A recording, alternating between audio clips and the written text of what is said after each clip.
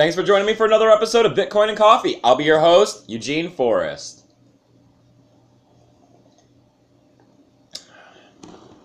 We got a short episode here today on Bitcoin and Coffee. But first, let's take a look at the marketplace. We got Bitcoin coming in at $1,164.32. This is down from yesterday. This is the people that were investing with the hype from the ETF, expectation to pass. A lot of people are realizing the ETF is not going to pass, and they were looking to take their profits. That's what occurred the other day. There was a big pullout, and then there was a slight correction, and we're going to see the price go back up. It's probably going to be another pump and dump situation between here and Friday. They're going to see if they can make a few more dollars. The best thing I would recommend is to stay out of the market and hold strong. And then, of course, when the price of Bitcoin comes down, the price of pretty much all altcoins come down. We're looking at Ethereum coming in at 1676. It's down. If you were looking at Ethereum as a way to store some of your value to keep your Bitcoin, I don't know if you did very well. Litecoin coming in at 389. This is down a little bit, but that's due to the price of Bitcoin being down. We got Steam coming in at 8 cents. That's another step backwards for Steam. We got Monero coming in at 12.73, same thing. We got Zcash coming in at 35.46. That's a little better than I thought. We're still not down around the $30 mark with Zcash. And then here we go. We got Dash coming in at 48.88. They held strong through this. There was a little bit of a downturn, then they turned around and came back up. Apparently, if you invested in Dash as a way to hold some of your BTC during this market of the ETF, push and dump, probably save some of your money there. Not bad. Next up on Bitcoin and Coffee, we got a couple different things to talk about. The first one of which is going to be that I received an email from BitPay saying that they are no longer accepting payments. They used to accept minimum payments of 4 cents, and now they're upping their minimum payments to $1.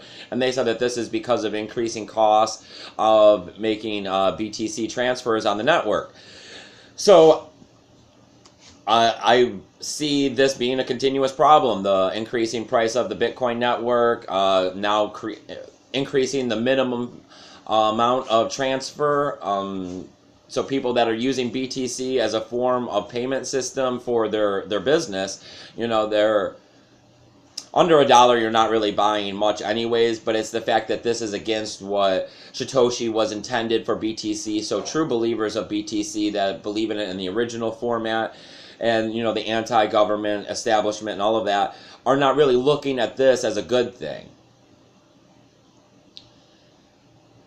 Up next on BTC, we have the whole Litecoin, Bitcoin Unlimited debate still happening.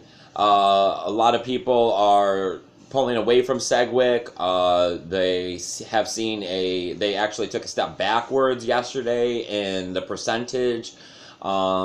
A lot of people are coming on board with Bitcoin Unlimited. I don't know if this is due to Roger Ver's outburst or if this is because of the increased network fees and they're seeing this as a problem and trying to get in front of the situation. And then the situation with the potential hard fork that would have to happen with Bitcoin. I had watched Crypto's show the other day and how he had commented on that if the coins were to fork, that one coin, the original Bitcoin Core, would have less miners, therefore the mining difficulty would pretty much shut the coin down. I put thought into that, and I could see that being a potential, but then I see that other people would find the potential in that and find some way to get the hash power up to collect more coins, and there's somebody out there that would carry through the 2-week period that would get through the mining difficulty, and then the difficulty would adjust and the coin would continue. So if Bitcoin Unlimited did continue, the argument of the difficulty increase would shut down the original Bitcoin and Bitcoin Unlimited would continue.